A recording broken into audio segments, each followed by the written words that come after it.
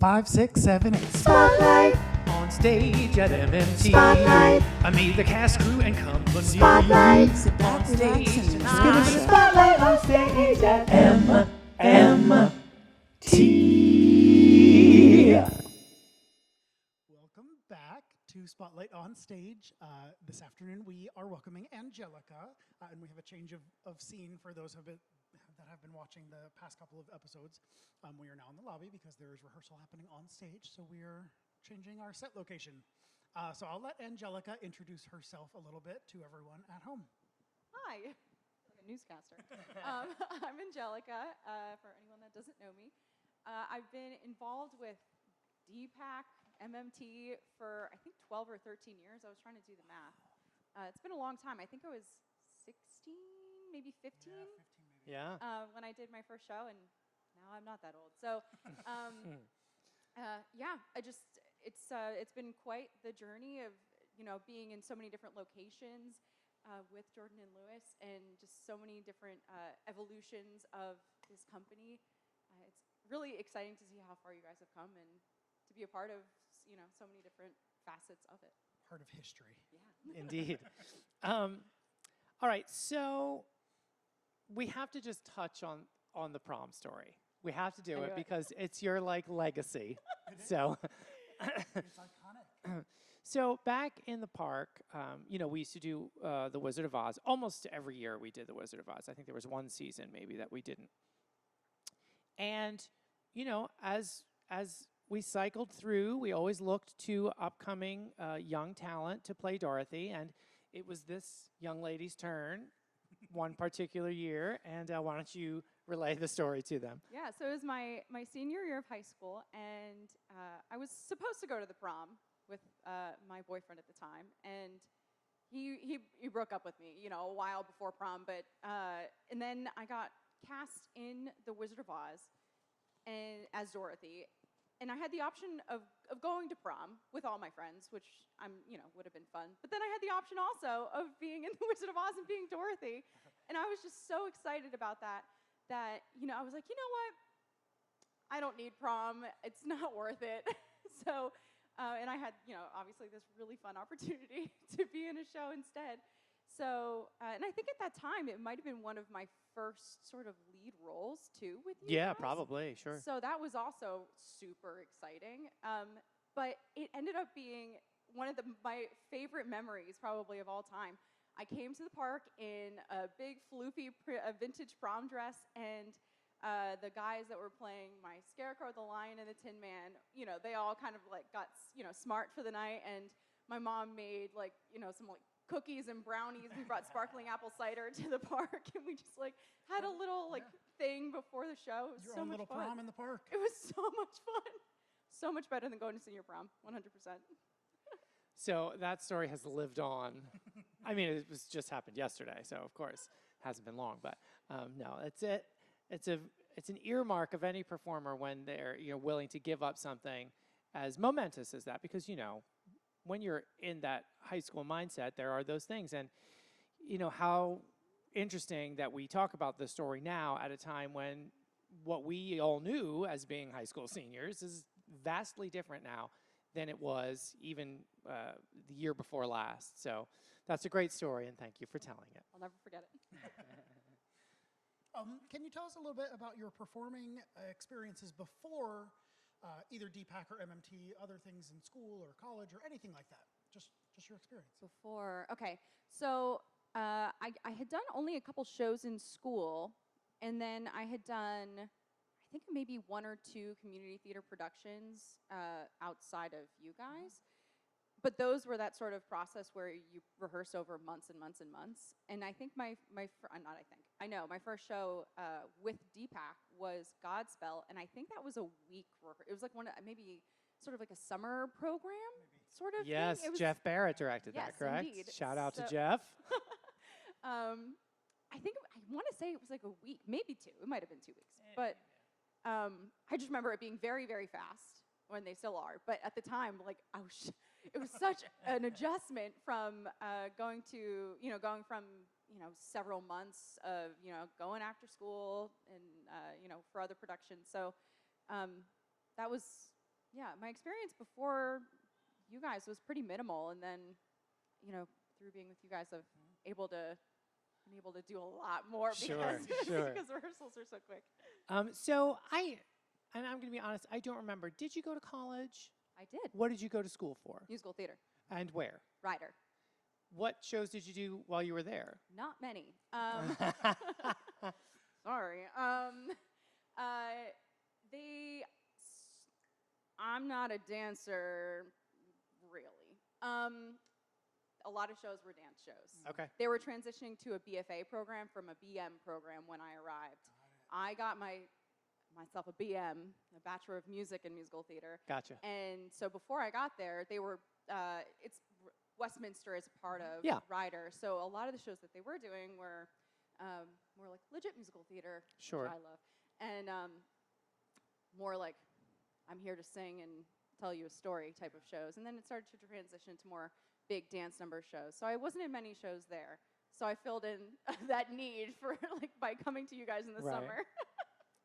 And we have to mention that you just had a little baby. I did. So let's talk a little bit about Congratulations. that. You. What is her name? Tell everyone at home. Her name is Winifred. We call her Winnie. And what was that experience like for you? Because it's different for everyone. Oh my gosh. Well, my whole life I've dreamed of being a mom, and it was just such a whirlwind, the whole experience. But I think mostly because I was pregnant last year. I found out I was pregnant in January, and you guys were some of the few people that actually knew that I was pregnant because we were rehearsing at the time. Yeah, so we were in the middle of rehearsal for Into the Woods, and Angelica pulls us aside and goes, I should have to let you know, I'm pregnant. And we're like, oh, okay. You know, and we discussed throughout the process, just take it easy. You know, she was playing Cinderella. That was the show we were doing when everything shut down last March, so we're coming up on that year anniversary, which is going to be a little... Wild. Yeah, a little dramatic. And Cinderella in the show has to fall down a bunch and has to kind of Perfect. trudge through the woods. And I was like, just take it easy and let us know if you anything is not feeling right or You whatever. guys made the process so much easier. But yeah, I mean, being pregnant was just a little crazy because I went into my second trimester, which is when people typically announce to the world that they're pregnant. I went into my second trimester as everything shut down. So unless you were friends with me on Facebook, so many people in my life didn't know that I was pregnant. Sure. I saw one of my best friend's parents when I was in my 8th month of being pregnant. So I had a huge belly, and she was like, what? So that was it was a crazy year to be pregnant. Shout out to all the parents that gave birth last year, or even this year. But I mean, becoming a mother has just been a dream come true. It's so exhausting, but so beautiful and so gratifying. I was a nanny for many, many years, and I thought I had a handle on, what being a parent would be. I'm very lucky to have had experience with children of so many ages, but absolutely. It's a whole different ball game. Just parents, whole newfound respect for all the parents I've, ever known. All right, so we're going to switch back to the onstage stuff now. So why don't you tell everyone at home I'm not going to ask you to narrow it to one, but some of your favorite performance experiences that you've had, whether it be, open air theater or MMT. I was thinking about this, and again, I've had the opportunity, thankfully, to be in so many varying productions. And you guys have given me the opportunity to do so many different principal roles, but I think my favorite experiences that I remember the most are my times in ensemble shows. And when I was in the ensemble, Sweeney Todd, that was I loved doing that show. Any opportunity just to run out on stage and sing a high note, that was great. Yeah. And then Gentleman's Guide. Yeah. Holy cow! I could have done that show for weeks and weeks and weeks and weeks. That was just such a blast doing that. Angelica was part of the award-winning ensemble Yes. of A Gentleman's Guide to Love and Murder last fall. 2 Octobers Yes, so ago. 2 Octobers ago. 2019, I guess, Yes. right? Such a blast. Amazing show. Small cast, but tight ensemble and lots of harmonies and lots of stage time and lots of different characters and All the quick changes, quick all the changes. harmonies. Oh, it was And so classical fun. singing. classical singing, but Yes. written recently. So I think that is one interesting thing about the show is that it sounds like it's an old musical. When you listen to it, it's got amazing arrangements and vocal arrangements and it was written, in the past 10 years. So Seriously, it's such a special show, and I wish more people knew about it. Yeah. So funny, awesome so music. funny, so funny. Of course, we do also have to mention West Side Story, Yes. which was a big one at the park. Yes. She was a lovely Maria. I was thinking about that. I think it deserves a redo here to have proper lighting. Positively. So that, when people die, they don't have to be like crawling my off the gosh. stage in the lights. End of Act 1, and they just have to carry my dead Bernardo body off stage in like half sunlight. It deserves a redo at some point. Yeah, that's actually a really interesting point because, we talk about that all the time, obviously, because we were at the park for 8 seasons, so we did a lot of shows I there. didn't realize it was that long. Yeah. Holy cow. 8 years. And there were like a very small number of shows that we knew we just wouldn't tackle out there because they're too big technically. But we did tackle some big things, West Side Story certainly being one of them. But we agree that a lot of those deserve kind of a reboot inside, just to revisit the show, but also to, be able to layer in that technical Yeah, aspect. absolutely. I mean, you guys accomplished so much, with the reresources that, were available out there. But Yeah. You were part of that Faded Chicago cast as well, where the Yes. monsoon hit That- mid-show, That's a great memory. and we were stuck in the dressing room. For those that don't know, this was I want to say 2013, I maybe. think it was after it might have been 2012, summer of 2012. I think it was after my freshman year of college. So yeah, it was a summer of storms, and we were doing Chicago the musical, and we had a live band on stage, and we had them covered with like a tarp type thing, and it started raining, and of course the instrumentalists were like, nope, we're gonna pack it up because they can't get their instruments wet. And we all went into this little cabin dressing room in the backstage Dressing area. Yeah, dressing room. And it just torrential downpoured. The skies opened up. There was flooding. If you know the park, there was lots and lots of flooding. There's that little creek there. And the cast was just stuck there like thinking, should we leave now? go? Do we go now? Is now the safest time? So a few people left, and we heard like horror stories the next day of, I lost flip-flops in the flood. My shoes flood. fell off. The Yeah. flood of 2012. It was, people packed up their stuff and trudged Yeah, there out. was It some was hail and wild. car damage. It was quite a thing. So next question for you is, we talked about some roles and some experiences on stage. So we'd like to ask you some of your favorite things that you've seen, whether it be DPAC or MMT, from the audience perspective, just something that stands out. Well, Christmas Carol is such a quintessential show for you guys, and I only saw it for the first time in 2019. Oh, wow. I don't know how I had gone that long without seeing it, and I'm so thankful that I did because, you guys will do it again. But, it's the last opportunity that you guys had to do it. So it's everything that everyone ever, says about it. It's such a spectacle the way you guys do it, and just all the different effects that you guys did. I don't know how you guys, even as an adult, I'm in the audience just like experiencing the magic of this show, and I don't know, It's a beautiful show. it was awesome. I would come again and again and again. It's a great telling of a great story. And now you can bring Winnie soon enough. No. All right, next question is, for whatever reason, whether it's personal or for pleasure, give us a show that you would like to see us do that we have not yet done. It's hard. You guys have done so many. It's a long list. Overall, I think I really, really love a lot of like the smaller cast shows that you guys do, and more of those just in general. I can't think of a specific one. But one show that not a lot of people know about and I feel like needs more notoriety is 110 in the Shade. Oh, yeah. That one? I love that show. Great show. Love the music. I'm sure there's great dancing in it, but just like more legit musical theater, just no matter what. You guys do an awesome array of everything, so I think that's great. But I think a couple of those more little sprinkled. You guys do again. good job of doing some unknown shows. We but try to sprinkle things in. We know the popular shows that are just kind of generally popular with everyone, whether they're theater lovers or not, and we know the ones that are more popular with the classic theater lovers, so the Rodgers and Hammerstein, and the kind of older golden age of music, golden age of musicals. But then we also sprinkle in some more popular ones, more contemporary ones, and then some small ones. and it's great because I think with your subscribers and stuff, they're able to kind of experience a little bit of everything. They can pick what they want. Yeah, it's great. So this question is probably the most interesting for us to listen to the answer for. And the question is,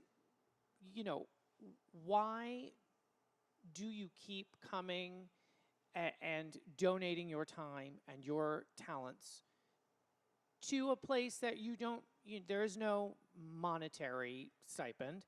So what do you get from performing that keeps you coming back? Not necessarily just here, but in general.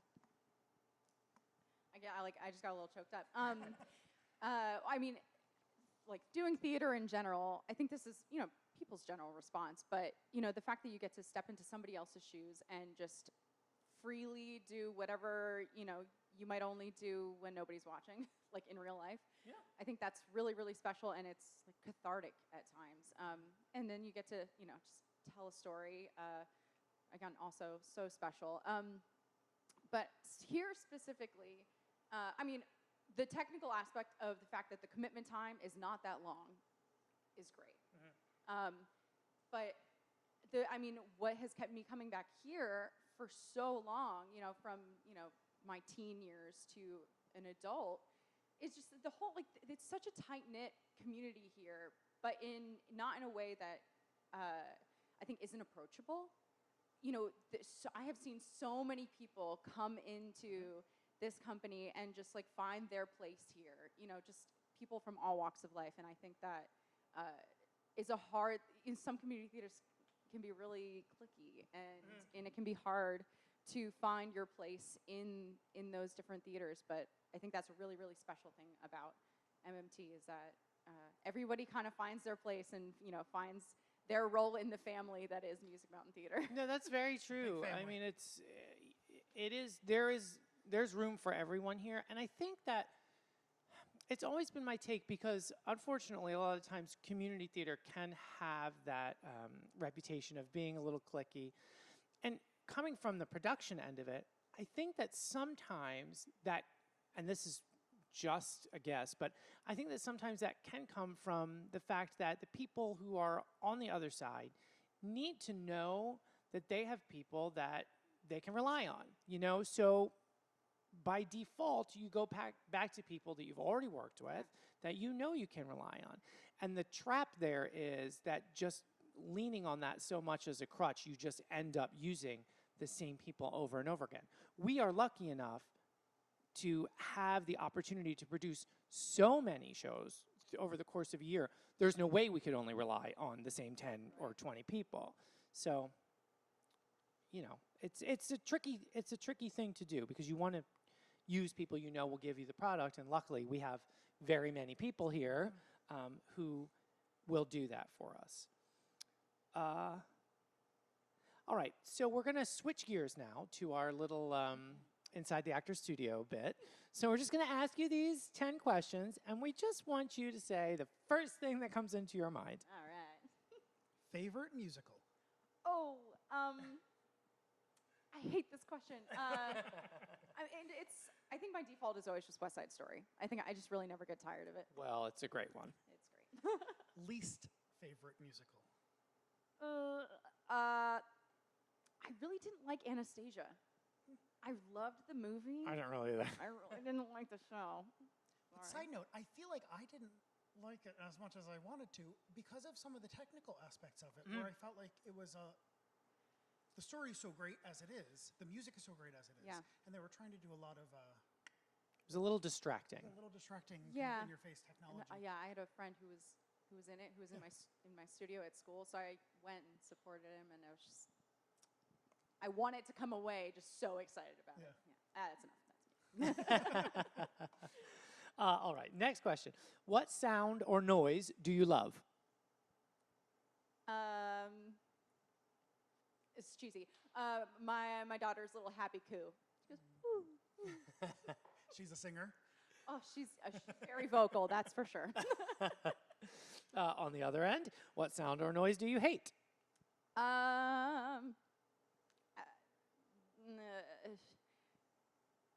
Nails on a chalkboard. I don't know. Sorry. All right. What is your favorite word?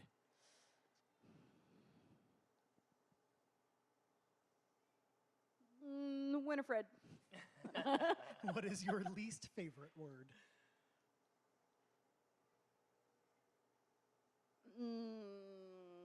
Liquid. Liquid. I don't know. First word that came to my head. All right. So, and you can feel free to speak freely. We will bleep you out. What is your favorite curse word? I think someone else may have said this, but I feel like I'm an equal opportunity employer for Good, all curse good. words, but I think if I get like surprised or something, I yell like mother, but then like not the rest. It's just mother. Just Okay. All right. That's safe. That's Fair. a Yeah, safe preparing for parenthood. Good, good. all those years of nannying. Yeah. Maybe. So yeah. All right. The next one is, what profession, other than what you've done, would you like to attempt? I have aspirations to become a doula. Oh, do it. Great. We good have a friend who's a Yeah. doula. Yes, I know You- her. Yes, that's right. I talked to her about it actually. Yes. Very She just- good. She just helped with a delivery last month, I saw. Really? Yeah. So yeah, just being working within the birth community and being a support for birthing people. Yeah. That's great. Yep. And doulas are available to get the vaccine at the moment. Noted. All right. So then I have the opposite question. What profession would you never like to do? I automatically just thought of that show, Dirty Jobs. And any job where I'd come home really, really smelly, and I'd like have to wash my hair every night. Fair That would enough. be a chore. Yeah. Fair enough. With that hair. And lastly, if heaven exists, what would you like to hear God say when you arrive at the pearly gates? Something like, "Come on in, everybody's just sat down for dinner." Love it. That's a nice one. Very nice answer. Well, thank you so much, you, Angelica, Angelica. for This was being so a much part of fun. this. Thank you at home for watching. This has been Spotlight on Stage at MMT.